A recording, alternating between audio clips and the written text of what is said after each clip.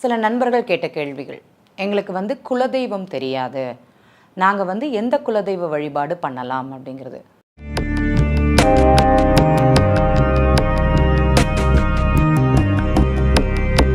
ரகசிய உண்மை நண்பர்களுக்கு வணக்கம்.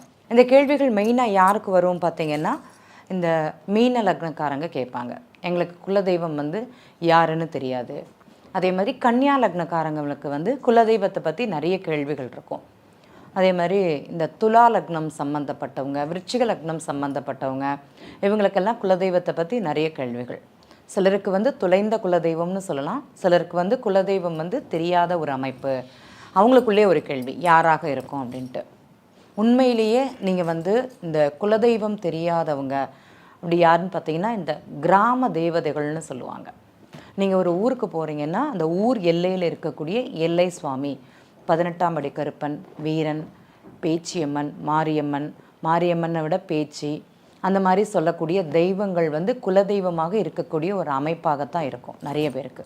நீங்கள் பார்த்தீங்க அப்படின்னா, இந்த 18ஆம் படி கருப்பன், அதே மாதிரி அருவாள் ஏந்திய தெய்வங்கள்னு சொல்லலாம்.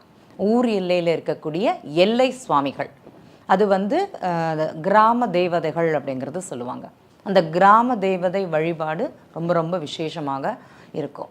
நீங்கள் எல்லாருமே ஊர்கூடி அந்த கோவில்களுக்கு வந்து கொடை பண்ணுறது, ஒரு நாள் விசேஷம் எடுத்து பண்ணுறது, பங்கு கொடுத்து பண்ணுறது, அந்த மாதிரிலாம் இன்றைக்குமே நம்ம மதுரை, திருநெல்வேலி, அதே மாதிரி ஈரோடு சம்மந்தப்பட்ட ஊர்களில் எல்லா ஊர்கள்லேயுமே நடந்துட்டு தான் இருக்குது.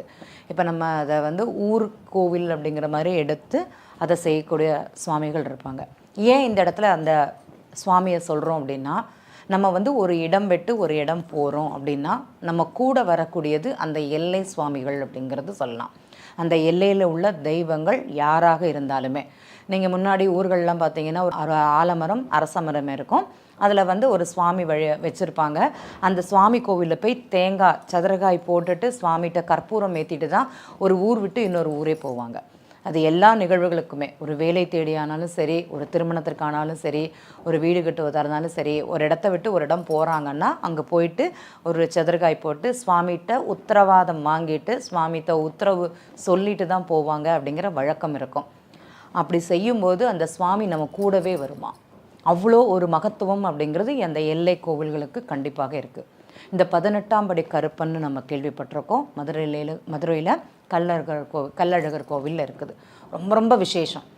எங்களுக்கு குலதெய்வமே தெரியாது, என்னை வந்து ஒரு காக்கும் கடவுள் வேணும், அவர் வந்து ரொம்ப உக்கிரமாக இருக்கணும், இல்லைனா எனக்கு வந்து இந்த பில்லி சூன்யம் சம்மந்தப்பட்டது. சிலருக்கு அந்த பில்லி சூன்யம் இருக்குமானா கண்டிப்பாக இருக்காது.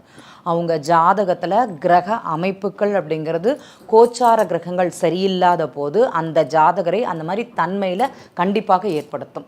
எனக்கு யாரோ ஏவல் பண்ணிட்டாங்க, ஏதோ செஞ்சிட்டாங்க, மருந்து கொடுத்துட்டாங்க அப்படிங்கிற ஒரு தன்மை அந்த ஜாதகருக்கு ஏற்படுத்தும்.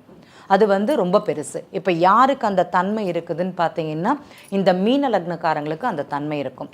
உங்களுக்கு அக்ஷய லக்னம் மீன லக்னமாக இருந்தாலும் சரி, உங்களுக்கு தசாபுக்தி எந்த இடத்துல மீன ராசியில் வந்து சனி தசை நடக்குது, இல்லைனா புதன் தசை நடக்குது அப்படின்னா கண்டிப்பாக இந்த எண்ணம் உங்களுக்கு இருக்கும்.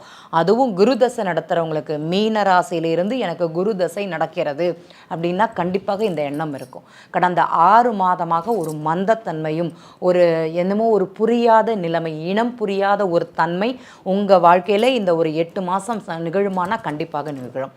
யாரோ என்னமோ இது பண்ணிட்டாங்க, அதனால தான் இப்படி இருக்கும், கண் திருஷ்டி ஜாஸ்தியாக போச்சு, அந்த மாதிரி கேள்விகள் வந்து உங்களுக்குள்ளே இருந்ததுன்னா கண்டிப்பாக மதுரையில் 18ஆம் படி கருப்பரை ஒரு தடவை தரிசனம் பண்ணிட்டு வாங்க.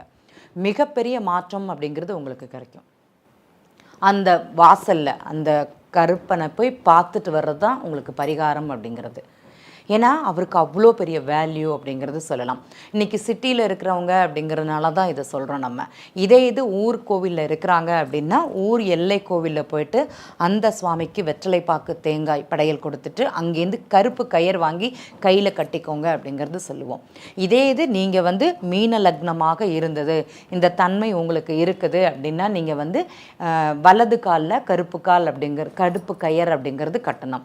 கை அல்லது கால், 2 கால்லையுமே கருப்பை கேட்குறதுனால இந்த பிரச்சனைகள் உங்களுக்கு ஒரு மாற்றத்தை கொடுக்கும். அதே இது உங்களுக்கு கன்னியா லக்னமாக இருந்தது, இல்லைனா கன்னி ராசியில் உங்களுடைய தற்போது என்னது தசாபுக்தி செல்கிறது. நாங்கள் அக்ஷய ராசின்னு சொல்லுவோம், நீங்கள் சொல்லக்கூடியது தசாபுக்தி. சூரிய தசை நடக்குது, சந்திர தசை நடக்குது அப்படின்னு சொல்கிறவங்க நீங்கள் என்ன செய்யணும் அப்படின்னா, இந்த இடத்துல இடது காலில் வந்து கடுப்பு கயிறு கட்டுறது அப்படிங்கிறது உங்களுக்கு ரொம்ப சிறப்பாக இருக்கும். அதை செய்யுங்க, உங்கள் வாழ்க்கையில் மாற்றம் அப்படிங்கிறது கண்டிப்பாக நடக்கும். இந்த ஊர் எல்லை தெய்வங்களுக்கு அவ்வளோ ஒரு மகத்துவம்னு சொல்லுவாங்க. இப்போ நம்ம அவங்கள்ட்ட போய் ஒரு சாஷ்டாங்கமாக நமஸ்காரம் பண்ணிவிட்டு நான் ஒரு இடத்துக்கு போகிறேன், எனக்கு காவல் வாங்குவேன்னா வாங்க அப்படின்னா கண்டிப்பாக உங்கள் கூட வரக்கூடிய ஒரு தன்மை அவங்களுக்கு அதிகமாகவே இருக்கும். ஏன்னா நம்ம கடவுளுக்கும் காவல் தெய்வங்களுக்கும் ரெண்டுக்கும் வித்தியாசம் இருக்கும். இப்போ பெருமாள் கோவிலுக்கு முன்னாடி உள்ளே போகணும் அப்படின்னா கருடாழ்வார்கிட்ட போய் கேட்டுட்டு தான் நம்ம உள்ளேயே போகணும். சிவனை போய் பார்க்கணும் அப்படின்னா நந்தீஸ்வரர்கிட்ட அனுமதி கேட்டுட்டு தான் உள்ளே போகணும். முருகரை போய் பார்க்கணும் அப்படின்னா துவாரபாலகர்கிட்ட போய் அனுமதி கேட்டுட்டு தான் அங்கே போகணும். அந்த மாதிரி தான் நீங்கள் டைரெக்டாக சுவாமியை வேண்டுறதுக்கு முன்னாடி, ஒரு இடத்துக்கு போகிறதுக்கு முன்னாடி ஊர் எல்லை தெய்வங்கள்கிட்ட உங்களுடைய வேண்டுதலையும் உங்களுடைய கோரிக்கைகளையும் வைத்து விட்டு நீங்கள் போயிட்டு வாங்க. உங்கள் வாழ்க்கையில் மாற்றம் நடக்குதா இல்லையான்னு பாருங்கள். நான் திருப்பதி போகிறேன் அப்படின்னா கூட உங்கள் ஊர் எல்லையில் இருக்கிற ஒரு பிள்ளையார் கோவிலோ, ஒரு காளி கோவிலோ, என்ன கோவில் இருக்குதுன்னு தெரியாது, ஒரு வனதேவதை கோவிலோ எங்கே இருந்தாலுமே சரி, அந்த கோவிலில் போயிட்டு ஒரு சுவாமிகிட்ட உத்தரவு கேட்டுட்டு இந்த இடத்துக்கு போயிட்டு வரேன்னு சொல்லிட்டு அவங்களால நான் போகக்கூடிய ஒரு பங்கு தட்சணை இல்லைனா ஒரு 10 ரூபா தட்சணை அப்படிங்கிறத அங்கே போட்டுட்டு வாங்க. கண்டிப்பாக நீங்கள் போகக்கூடிய இடங்களும் போகக்கூடிய காரியங்களும் உங்களுக்கு சக்ஸஸ் ஆகி கண்டிப்பாக முடியும். அதில் எந்த மாற்றமும் கிடையாது. இன்றைக்கும் நீங்கள் எல்லாருமே செய்யக்கூடியதான். ஒரு இடத்துக்கு போகிறோம் அப்படின்னா ஒரு தேங்காய் எடுத்து வைக்கிறது, இல்லைனா சுவாமி முன்னாடி வந்து ஒரு தட்சணை எடுத்து வைக்கிறது. இது வந்து ரொம்ப ரொம்ப விசேஷம். நம்ம எல்லார்களுமே செய்கிறோம், நிறைய பேர் செய்கிறாங்க, நிறைய குடும்பங்களில் செய்கிறாங்க. சிலர் என்ன பண்ணுவாங்க, ஒரு உண்டியல் வாங்கி வச்சு இந்த குலதெய்வத்துக்காக அந்த பைசாவை எடுத்து அதுக்குள்ளே போடுவாங்க. நான் பார்க்கக்கூடிய ஜாதகர்களுக்கு அந்த மாதிரி ஒரு பரிகாரமே சொல்கிறோம். ஏன்னா என்னுடைய தாய் வீடு, என்னுடைய அம்மா, என்னுடைய எவ்வளோ முக்கியமோ அதே மாதிரி என்னுடைய குலதெய்வம் அப்படிங்கிறது முக்கியம். குலதெய்வம் தெரியாதவங்களுக்கு தான் இந்த பரிகாரம், இந்த வழிபாட்டு முறைகள் அப்படிங்கிறது. ஒரு இடத்துக்கு நம்ம போகிறோம், அந்த தெய்வம் எனக்கு காவலாக வரணும் அப்படின்னா உங்களுடைய ஊர் எல்லை தெய்வங்கள் தான் உங்களுக்கு முதன்மையாக வந்து நிற்பாங்க. சிலர் இந்த வண்டியில் ஆக்சிடெண்ட் ஆகுது, அவங்க கொஞ்சம் முடியாமல் போகிறாங்க அப்படின்னா அந்த கோவில் பக்கமே இல்லைனா அந்த இடத்துலையே ஒரு நிறுத்தலோ எதுவுமே அவங்க பண்ணியிருக்க மாட்டாங்க. நிறைய பேர்களை பார்த்துருக்கோம். அந்த இடத்துல கிரகங்கள் வந்து அவங்க கண்ணை கட்டிரும்னு சொல்லுவாங்க. அவங்களுக்கு அந்த நேரம் சரியில்லாத ஒரே காரணத்தினால்தான் அந்த தேங்காய் உடைக்கிறதோ, எலுமிச்சம்பழத்தை வந்து சில போகும்போது சுப நிகழ்வுகளுக்காக போகும்போது டயரில் வச்சு இது பண்ணிட்டு போவாங்க. அது எதுவுமே அவங்க பண்ணாமல் போவாங்க. இதுவுமே அவங்க கிரகங்கள் தான் காரணம்.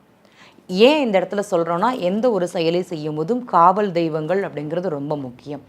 நீங்கள் அந்த காவல் தெய்வங்களை எவ்வளோக்கு எவ்வளோ நீங்கள் நம்புறீங்களோ அவ்வளோக்கு அவ்வளோ உங்கள் வீடை விட்டு போயிட்டு வீட்டுக்கு திரும்பி உங்கள் வாசப்படியில் திருப்பி வர்ற வரைக்கும் அவங்க உங்களுக்கு துணை நிற்பாங்க அப்படிங்கிறதுல எந்தவித மாற்றமும் கிடையாது. முடிந்தவர்கள் உங்கள் ஊர் எல்லை தெய்வங்களை கும்பிடுவது அது வந்து மிக சிறந்த ஒரு பலனை கண்டிப்பாக கொடுக்கும்.